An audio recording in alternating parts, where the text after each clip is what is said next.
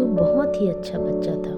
वह नित्य अपने माता पिता के चरण स्पर्श करता, ईश्वर की वंदना करता, गुरुजनों का सम्मान करता, हर काम को वक्त पर करता।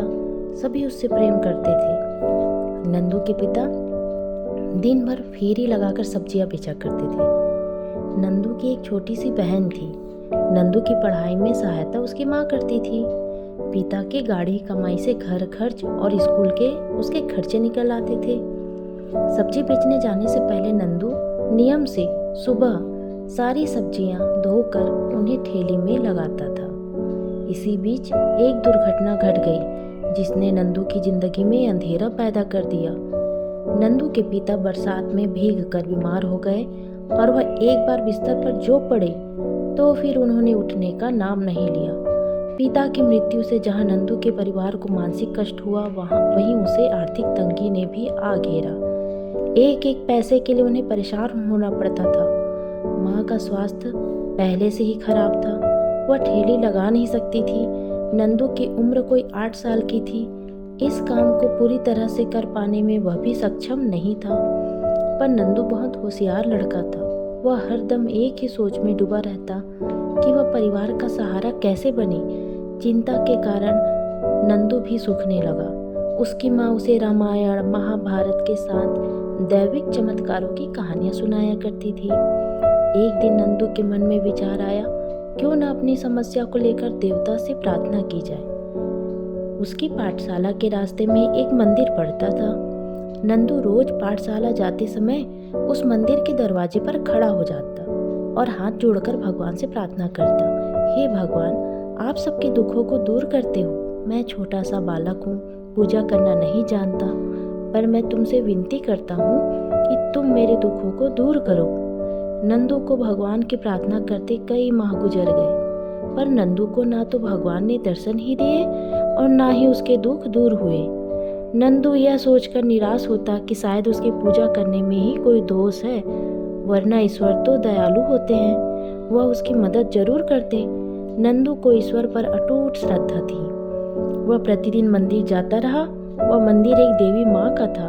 आखिर देवी इस नन्हे भक्त की भक्ति से प्रसन्न हो गई। एक रात नंदू अपने बिस्तर पर गहरी नींद में सोया था। तभी उसे लगा आकाश से एक तीव्र रोशनी उतर रही है। एक ही क्षण में उसका सारा कमरा उज्जवल प्रकाश से भर गया। कुछ ही समय में उस प्रकाश से एक नन्ही सी परी निकली। उस परी का रूप वैसा ही था जैसा वह अक्सर किताबों में पढ़ा करता था। उसके हाथ में एक छड़ी थी। नंदू उस परी को गौर से देखकर बुदबुदाया, ये सपना है या सच्चाई? परी मुस्कुराकर बोली, ये सच है नंदू।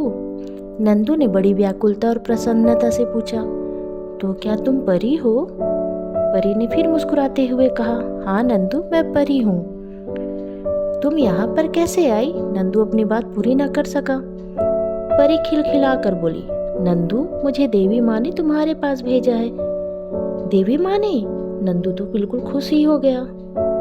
हाँ नंदू, बोलो तुम्हें क्या चाहिए? नंदू बोला, परी, अगर तुम सचमुच देवी की दूत हो तो मेरी माँ को स्वस्थ कर दो। परी मुस्कुराकर बोली, ठीक है नंदू, अब सुबह जब तुम्हारी माँ सोकर उठेगी तो वह बिल्कुल स्वस्थ और प्रसन्नचित्त होगी। पर नंदू, मैं तो तुम्हें वरदान देने आई थी, तुमने अपने लिए तो कुछ मांगा ही नहीं। नंदू सहज भाव से बोला, परी, अगर मेरी माँ ठीक होगी तो वह मेरी देखभाल स्वयं कर लेगी। फिर माँ बाप की सेवा करनी चाहिए।